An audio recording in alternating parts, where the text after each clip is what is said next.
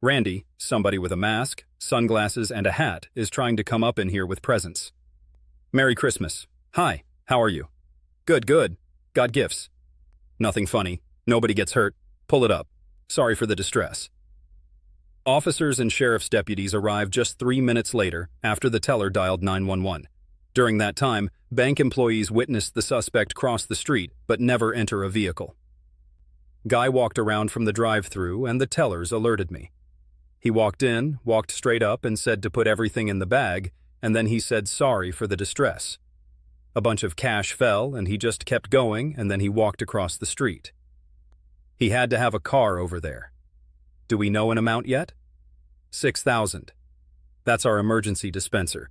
And he had what sounded like a police radio on him. Kudos to you for remembering where emergency dispenser is. We just talked about that. We got like a Christmas flowery bag in the middle of the woods. Don't touch it. He may have a car somewhere, but he didn't keep it. I think he's on foot. It's the shoes that we're going to get him with. That suit he can ditch real quick. But the shoes is what's going to get him. You think he's local? There's no way you're going to show up at a place and be on foot and not have any help to get out. There's gotta be somebody there. The officer's hunch was supported by the fact that beyond the wooded area where the suspect was last seen, there is a large residential neighborhood in the heart of town. Huntsville Police Department circulated the suspect's photo on Facebook, and 4 days later they received a break in the case. David? I knew him from working with him. He was the kitchen manager. I figured out real quick he would be stealing random stuff.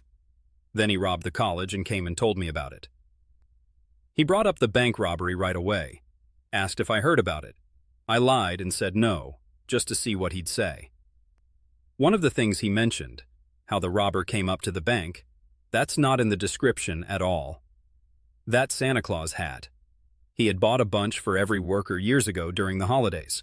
On his Facebook, he's wearing that same hat. I'm not saying 100%, but it'd be a hell of a coincidence. He said his life's going to end with a shootout with the cops.